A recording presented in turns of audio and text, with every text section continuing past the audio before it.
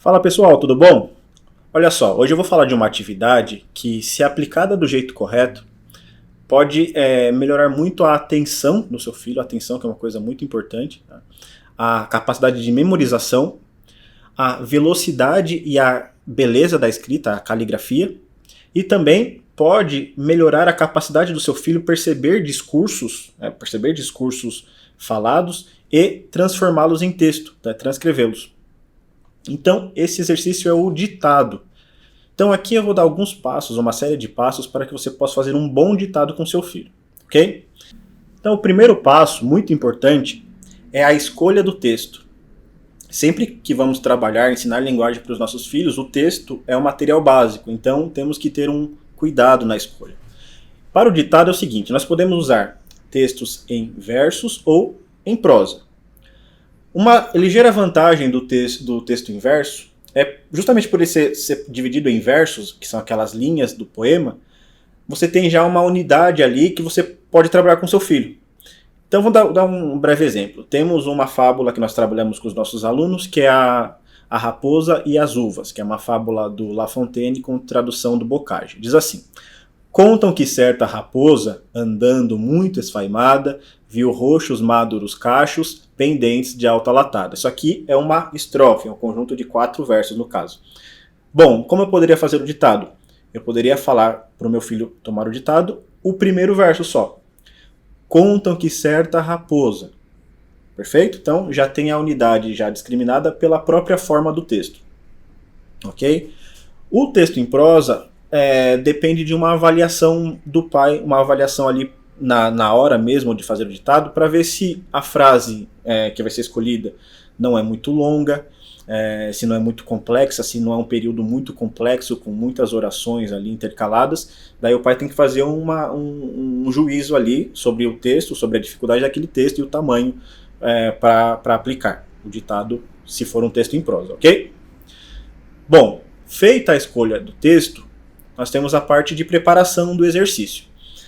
Primeira coisa é a preparação física e do ambiente em que esse exercício se dará. Então, é bom que o seu filho esteja sentado, numa posição que seja confortável, mas que o disponha a fazer alguma coisa, que não seja desleixada, que o predisponha a fazer alguma coisa, que o mantenha atento. Tá?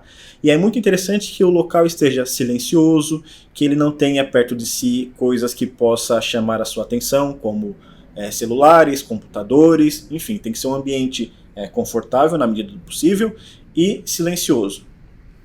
Ok? O material é muito básico, é só um papel e uma caneta ou um lápis. Perfeito? Nessa parte da preparação é hora do pai também explicar a regra ou reforçar a regra caso seja já uma repetição do exercício. E a regra básica é a seguinte: o pai pode falar até 2 vezes o trecho a ser copiado, de cada vez, certo? 2 vezes. Então, se eu estou lá lendo um texto em verso e é um verso que eu vou pedir para o meu filho copiar, eu posso dizer só 2 vezes esse verso. Se é prosa, a mesma coisa. E por que essa limitação? Porque é muito importante.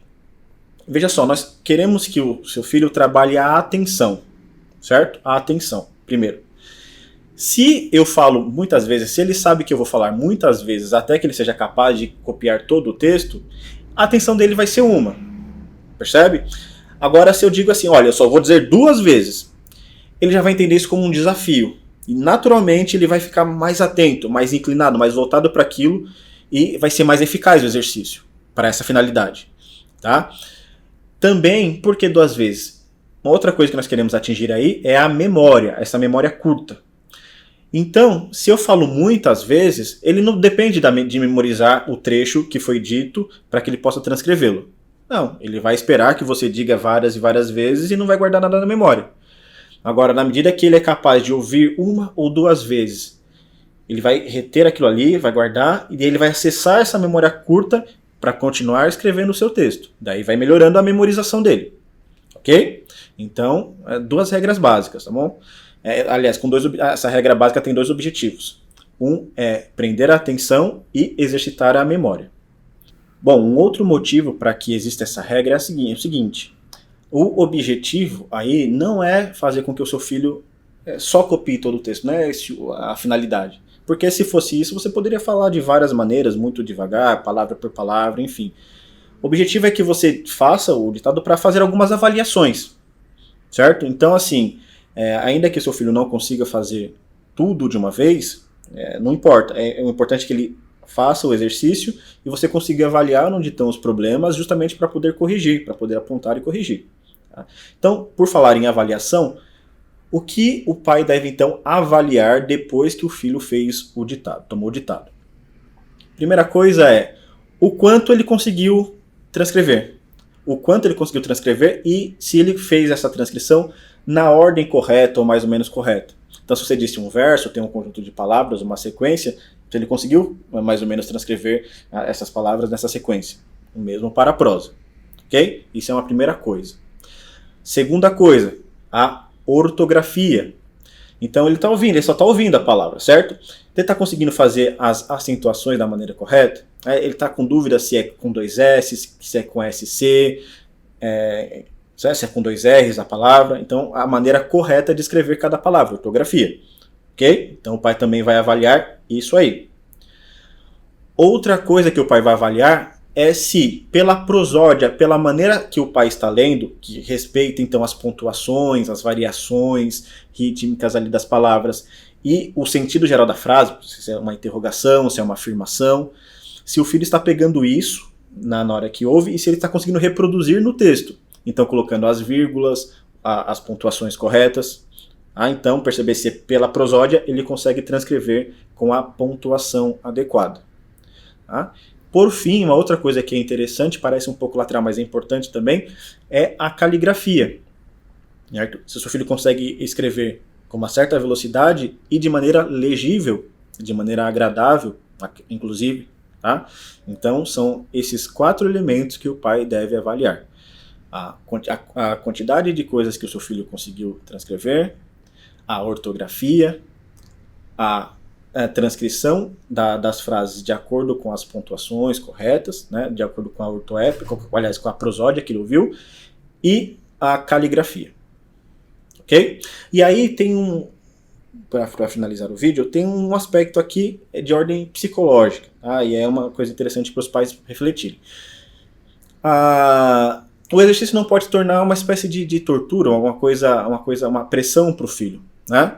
Então, o que o pai tem que fazer na hora de escolher o texto, na hora de aplicar o exercício?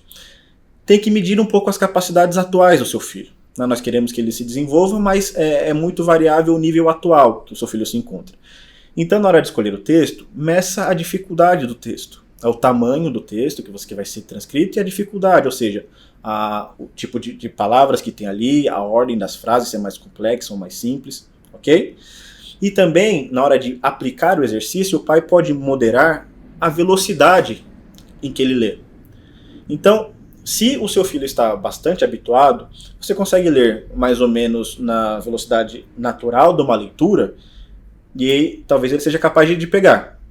Agora, se seu filho está muito desabituado, pode ser que você tenha que ler o ditado, fazer o ditado, a leitura para ele tomar o ditado de maneira mais lenta, mais cadenciada. Então, ao invés de eu fazer assim, contam que certa raposa, e pedir para o aluno transcrever, eu posso fazer, contam que certa raposa, ok? Você pode modular aí a velocidade, sempre com o cuidado de ler da maneira correta, com a prosódia correta, respeitando a entonação correta das palavras dentro de uma frase, as suas pontuações, enfim. Ok? Mas sempre, então, ponderando isso, para que não fique uma pressão para o filho. O pai tem que sempre conseguir modular de acordo com a capacidade atual da criança. Ok? Então, essa é a dica de hoje.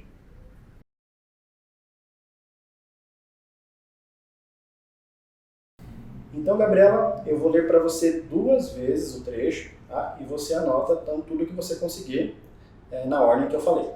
Ok? Vamos lá. Então, os 12 trabalhos de Heracles, parte 2. Coube primeiro ao herói matar um terrível leão que vivia no bosque da Nemeia, fera agigantada e de couro impenetrável. Coube primeiro ao herói matar um terrível leão que vivia no bosque da Nemeia, fera agigantada e de couro impenetrável.